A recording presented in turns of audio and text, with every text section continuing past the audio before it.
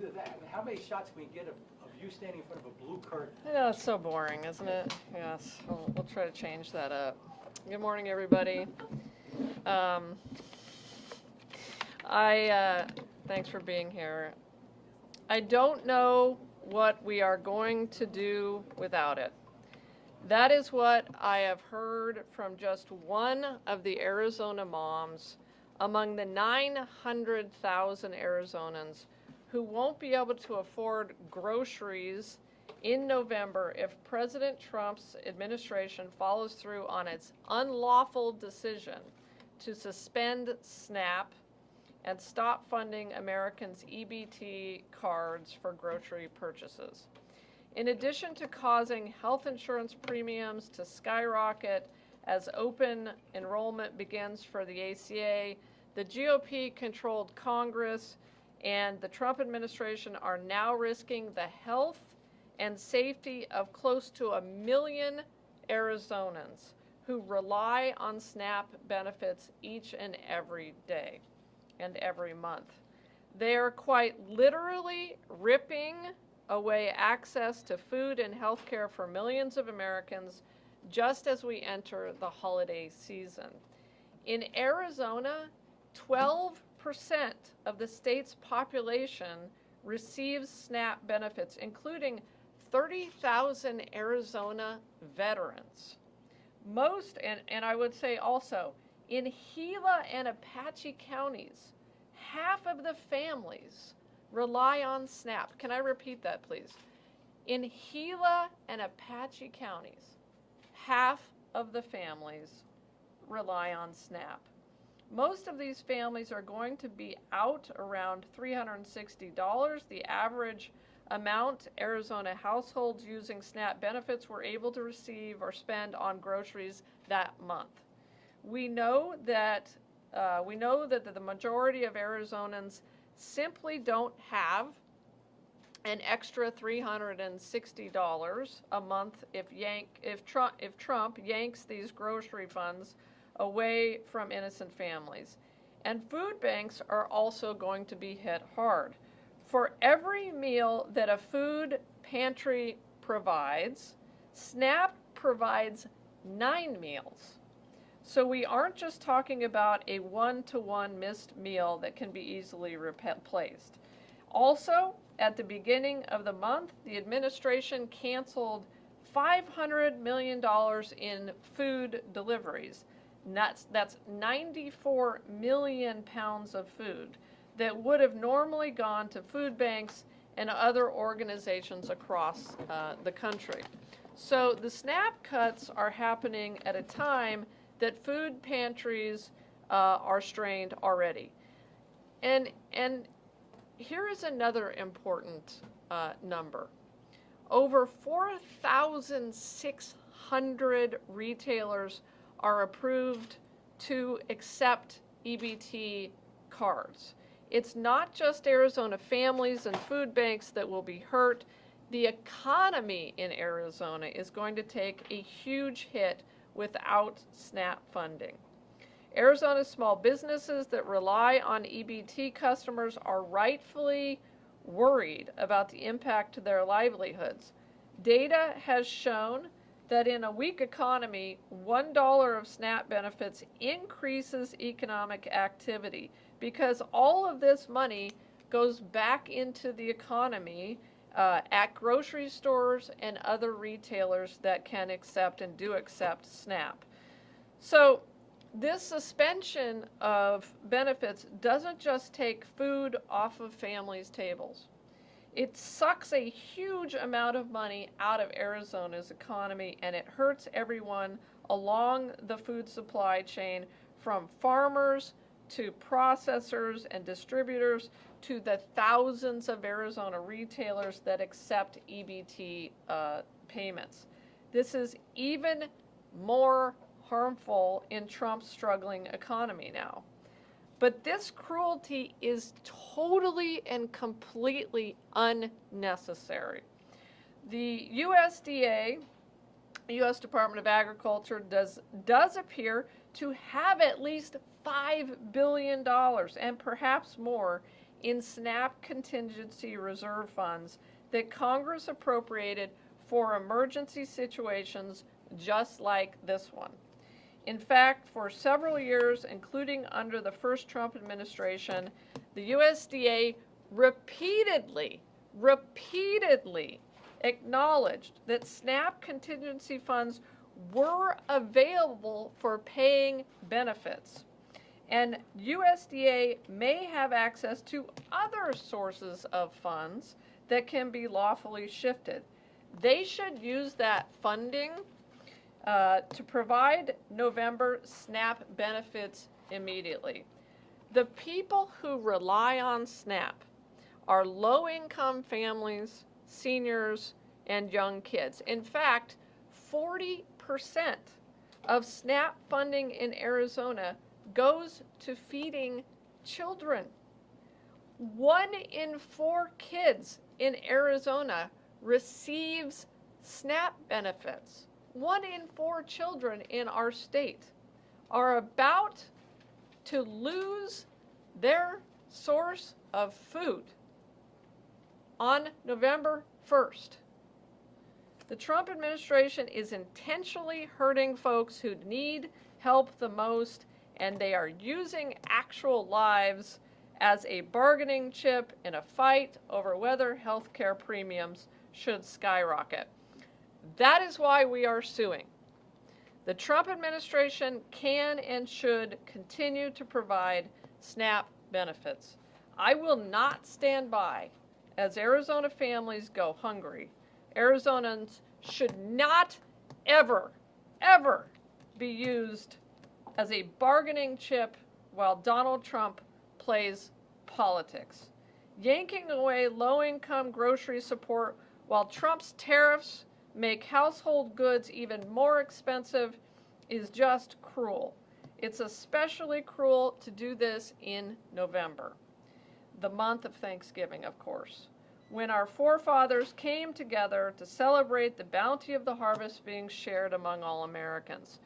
That is the opposite of what the president is doing by cutting off grocery access for hundreds of thousands of Arizonans. We have shown, as the Democratic Attorneys General, that we can successfully stop the president when he breaks the law and harms our states. We stopped the gutting of AmeriCorps. We are blocking the cuts to education and public health, and we are fighting against his illegal tariffs. And I feel confident that the law is on our side as we try yet again to protect the American people from the war that is being waged against them by the Trump administration. And now I'd be happy to take any questions. Let's start off with the law is on our side. I realize the Chevron defense is gone. But why shouldn't a judge accept the findings of an agency that this contingency money was meant for things like disasters and things where there was already an appropriation? They're saying without an appropriation that you cannot spend this, and that this is for natural disasters and everything else. Because the agency is now lying, and the Trump administration is flat out lying. The agency itself put out multiple memos saying that this contingency funding was meant for and could be used in this kind of a situation where a shutdown is occurring and we needed to continue to provide SNAP benefits to families and children. So, you know, these contingency funds have been used, Howard, in the past for just this type of situation in the middle of a shutdown to make sure that our families don't go hungry. And you know, this administration changed its tune, I think, within the scope of a month. So it's head spinning the way they're lying. That is why I think a federal court will find in our favor. Yes. So we're just 4 days away from November, and ultimately I know you amongst 26 other states joined this lawsuit. But what does this mean for SNAP recipients? I mean, this is not a direct solution. It's probably going to take some time. So what does this mean for the people who are actually struggling? It's a great question, and it's been weighing on me for since we got this crazy memo from the Trump administration on Friday, or directive. Um, First thing I would say is, I am hopeful that, obviously we're getting into court today. I am hopeful that we will have a federal judge who will take this up quickly. We have had situations where judges have taken things up within 24 to 48 hours, but you're also right, there are issues in the bureaucracy around SNAP that makes it difficult to just sort of like quickly get it jump started again. So we are facing a situation on November 1st that is potentially cataclysmic for our state. We are facing, because of the cruelty of this administration, a scenario in which families are going to go to the grocery store, walk up to their clerk, and hand that clerk an empty EBT card and not be able to get their groceries that they get every week. And then they are going to be faced with the horrible question of what to do to feed their babies. That is what we're talking about here. This is not some esoteric bureaucratic issue. This is probably the most important lawsuit that I have filed, because it directly impacts the people of our state. And so our food banks are going to come under tremendous duress probably in the next week or so. I don't know whether, I don't believe they'll be able to handle this. As a state, we need to be doing everything that we can do in addition to this lawsuit to get ready for that tsunami of cruelty and chaos that is coming at our families in just a few days. And I have communicated that to the governor, and I am communicating that right now to the Republicans in the legislature. Get off your butts, get into a special session, and use some of that rainy day fund to solve this crisis. Somebody needs to do something. I'm doing my part, but if these Republicans in the legislature would indicate that they were willing to come into a special session and solve this, we could get this solved tomorrow. Is the governor receptive to calling a special session to get the lawmakers in to use that rainy day fund? I don't know yet. We texted this morning, and I do know that they are working on coming up with some solutions, hopefully in the next couple of days. But I certainly think that, this is my opinion as the Attorney General, that they could call a special session and come up with at least some funding for the month of November to bridge the gap and hopefully get to a point where Congress will come to its senses and solve this problem permanently. You're making a lot of blame here on the Trump administration. I can make an equal argument that the Democrats in Congress, who have always agreed to continuing resolutions before, they've spent some time to work things out, could have done that this time and said, we'll work out the stuff with the ACA later. So why isn't it the fault that maybe Chuck Schumer and Ruben Gallego and Senator Kelly got outplayed? Why isn't it their fault for sticking and saying, we're going to hold the entire place hostage until we get our way? So, because if they don't do what they're doing, Donald Trump and the Republicans will allow the ACA program to fall apart. And I would add that this is an administration that has been willing to lie in the past about funding the government, and then they go in and they do pocket rescissions that are also violative of law. So I think that Mark Kelly, Ruben Gallego, and the Democrats in Congress are doing what they have to do. But I would go back to the fact that we have this $5 billion plus fund that Congress appropriated for this very purpose, which is to keep the SNAP benefits flowing even in the case of a shutdown. We have had shutdowns in the past, and we have always used this contingency fund to address those shutdown deficiencies. So there is absolutely no reason for the president to not allow those funds to be used. And in fact, as I said earlier, they were planning to allow them to be used. They had sent out communications saying, and memos that saying this is the policy, that we use this contingency fund to fund these SNAP benefits in the case of a shutdown. So it makes no sense.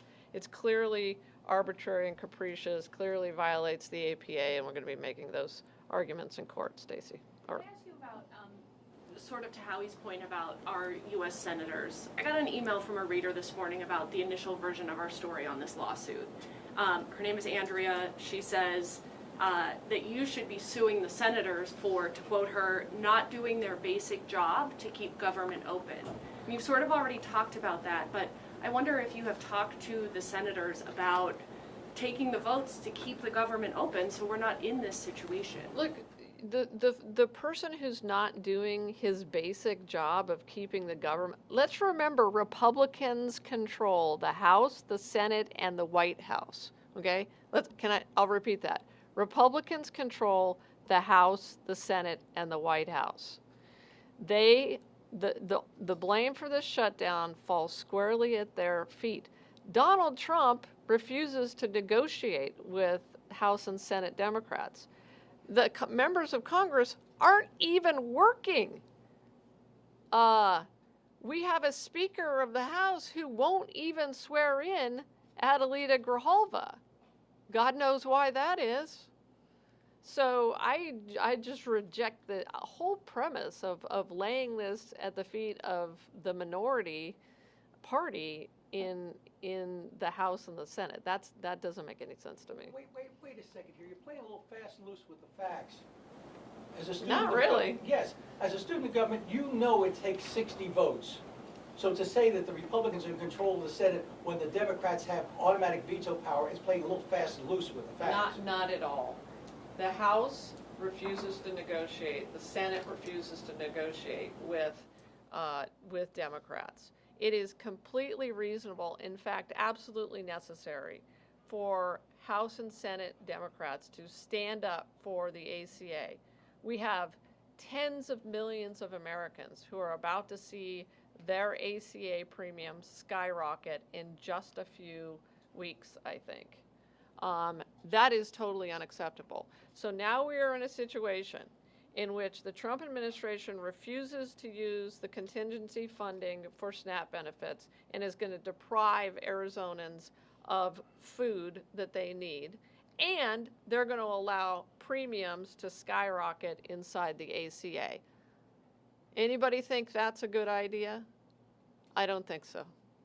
And again, Republicans are in charge of all three branches of government. But the premium subsidies were going to expire anyway. I mean, no, Congress doesn't have to let that happen. Well, they don't have What? to let that happen. I mean, you act as if this is a fait accompli. It is absolutely not, and it should not be. I mean, you know, whose side are they on? Whose side are these people on? We have Americans who are going to lose their health insurance. Millions of Americans are going to lose their health insurance because they can't afford it anymore because their premiums are doubling. And now we have millions of Americans, tens of millions of Americans, 900,000 Arizonans who are going to lose their SNAP benefits, their food on their table, who are going to be lining up outside of our food banks. I mean, we're talking about a potentially cataclysmic situation here, friends. Cataclysmic, of proportions that the state of Arizona has never seen before. And it's totally man-made. Indeed, it's totally made by one man who could solve this by doing what the USDA said it was supposed to do by releasing these contingency funds and negotiating with Democrats the way we used to do. You know, let's be a little bit bipartisan here. Let's negotiate. Let them get back together and work for the American people. And let's not forget that it is independents, Republicans, and Democrats who are going to be losing these SNAP benefits, many of whom live in rural Republican Arizona. And those are the people who are going to be hurt the most, Stacey. To that point, did the Coalition of Attorneys General reach out to any Republican-led states on this one? Sure. Sure. And we also have a couple of states that have Republican AGs but Democratic governors: Kentucky, Pennsylvania, and Kansas. But their governors, so the Kansas governor joined, the Pennsylvania governor joined, but the AGs wouldn't join. So it was incumbent upon the governors then to try to join, and then Kansas, Pennsylvania, and what's the third one am I missing? There's a third. Kentucky. Yeah. So Kentucky is a Democratic governor who wants to protect his constituents. Keep in mind, so these lawsuits pursuant to the CASA case, the Trump v. CASA case, are now basically can only cover the plaintiff states, the states that actually filed the lawsuit. So, when we win, we will be covering the people of Arizona and all the other states that joined this lawsuit, plus the people of the states that have Democratic governors but Republican AGs who refuse to join. But that's why I'm asking the question. So on an issue with such broad impact as this, did the Democratic AGs or Democratic governors reach out to their Republican counterparts to have them included in the lawsuit? Yeah, I can contact them. I can find out for you. They know we're doing these lawsuits. They know we're doing these lawsuits. They're fully aware of them, Stacey. And we welcome their involvement. We welcome them protecting their own. In fact, in a way that's I don't want to criticize your question, but they could bring their own lawsuit. They have lawyers, they have AGs, they can protect their own citizens, but they choose not to. They choose to leave millions of their own residents without protection, without food on the table in November. Why? Because they're too afraid of Donald Trump. That's why they're doing this. They have AGs, Stacey. They have lots of smart lawyers. They know this is going on. Even if they didn't want to join the Democratic AGs, they can file their own lawsuits against Donald Trump. But they're not going to do that, are they? They're not going to do that because they're afraid of him. Because he's a dictator, and he will punish them, and he will end their political careers. And so instead of standing up for people who need food on their tables, they are more interested in protecting their own political careers. That is what's going on in this country right now. But that is not what's going on in the state of Arizona, and we're going to stand up for the people of this state, and we're going to do everything we can to make sure that they still have food on their tables in the month of November and when Thanksgiving hits. Yes, sorry, Wayne. I had a question about it was the Stacey Howie story for the show for Would it be like, the first time you've criticized one of my questions? for the record, the only time. But yes. Yeah, I just wanted to go back to the timeline on, obviously we talked about how this is such, the deadlines here are really important. The lawsuit references the October 10th letter quite a bit. Yeah. Why did it take so long to get a lawsuit filed after that point? Can you kind of explain? Well, because the October 10th letter, they weren't saying that they were going to withhold the funds. There were several weeks there where it was not clear. It was a strange letter, but they were not being clear that they were going to withhold the funds. In fact, given the history of this, of SNAP benefits and the contingency fund, it's certainly reasonable to believe that they were going to, follow past practice and continue to use contingency funding. But then we got this crazy directive and memo on Friday night. I think it was late Friday night, where they came back and said, you're not getting your November SNAP benefits. So start planning for that, states. And then I think it is in the lawsuit, but I think it's important to remember that the states are still required, pursuant to that and pursuant to law, to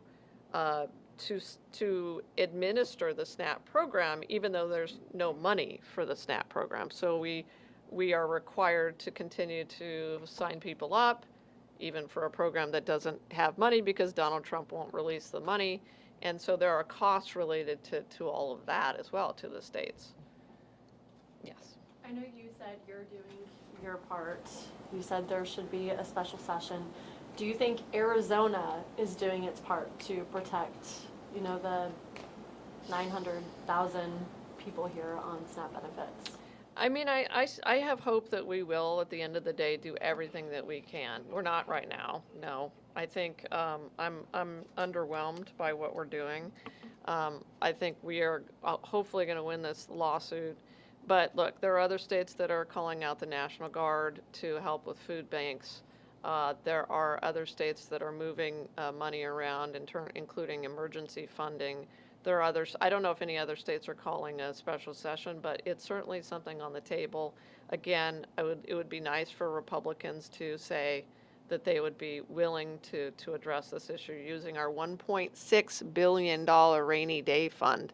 If this is not a rainy day, I'm not real sure what is. So. Calling out the National Guard. We have a governor who can do that. Are you suggesting that this governor call out the National Guard? If the food banks could use it, if the food banks made it clear that that would be helpful, yes, I think that the National Guard should be utilized. This would be an actual appropriate use of the National Guard, in contrast to what is happening in Chicago and Portland and Los Angeles, where the president has tried to federalize the National Guard to chase after landscapers and dishwashers and pick up trash in Washington, D.C. This would be an appropriate use of the National Guard if our food banks end up needing their help and there is this crisis that I think is looming on November 1st or 2nd. Yes? It goes back to some of the previous questions we've heard, but just to be specific, could Governor Hobbs be doing more about this? Because she told reporters in the last few days that Arizona doesn't have funds to help with this. She pretty much said that flat out and said that the state is going to have to rely on its food bank networks. But as you said, that might not work. Look, I mean, I think I will say, our staff has been in contact with her staff. I've been texting with her. I think that they are looking at creative solutions right now. And I do disagree that we don't have the money. We have $1.6 billion in a rainy day fund. If Republicans worked with this Democratic governor to tap into that rainy day fund, yes, we could solve this problem in November and ride through it. Yes. Follow-up question, I think, to the timeline about that. So that October 10th memo did instruct states not to send the files.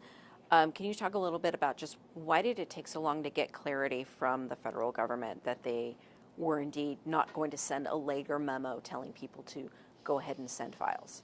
I don't know. I mean, this administration has been really chaotic and really just all over the place. So I don't know why they were unclear. I mean, they've as I said, they had other memos in place and other communications that said this is still our policy to use the contingency funding. So I really, except to say that this is a chaotic and cruel administration, and they have left us in a position now, all of the states, of having to take last minute efforts to try to solve the problem.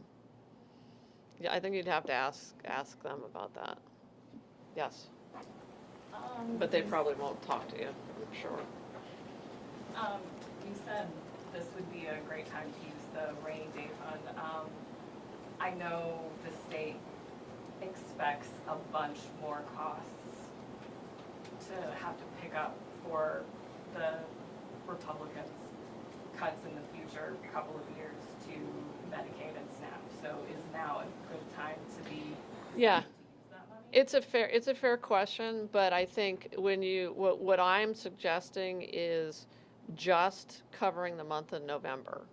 And, obviously this shutdown, God forbid, could go beyond November, but, I think that, that would not eat that much into the rainy day fund. And so, yeah, if this thing went on for 6 months or for a year, it would probably chew through the rainy day fund. But for 1 month, to make sure that people can feed their families, to make sure that half the families in Apache and Navajo County can eat.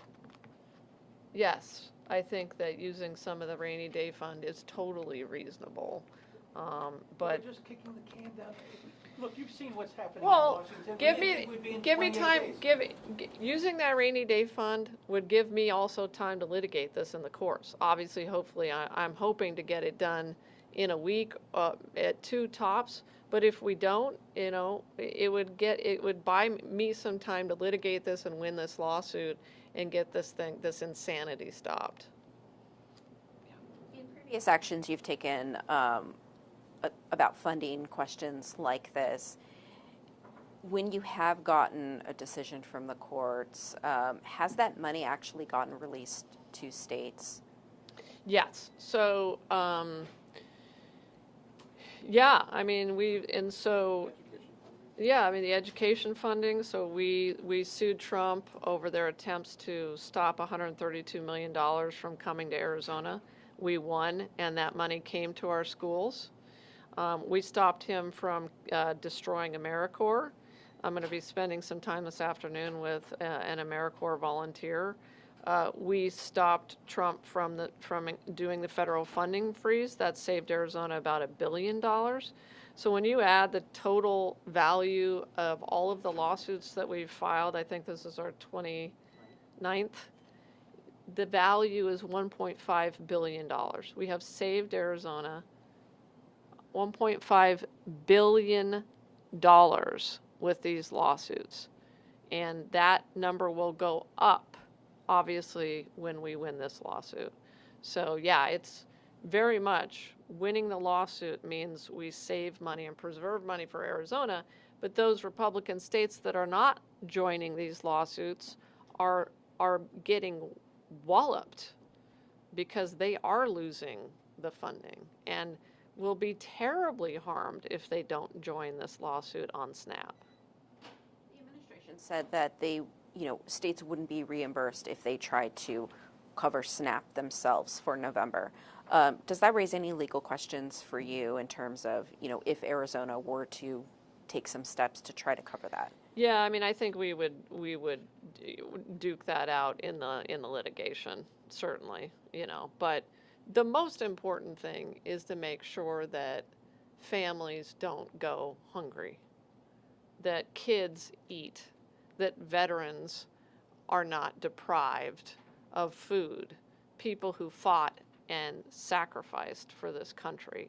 That is my number one priority, and then we'll work everything else out after the fact. One or two more? I think we beat you to death. I know. Are you bored of me now? Okay. I do actually have, just like logistically, are you anticipating some argument from the court that people need to stop receiving the benefits before this lawsuit has standing? The question being, why not file it November 1st when the money doesn't come in? No, I don't think so. I mean, I don't anticipate that. Also, there are other harms that are described in the lawsuit that are immediate. So I think we'll be okay on standing grounds. Yeah.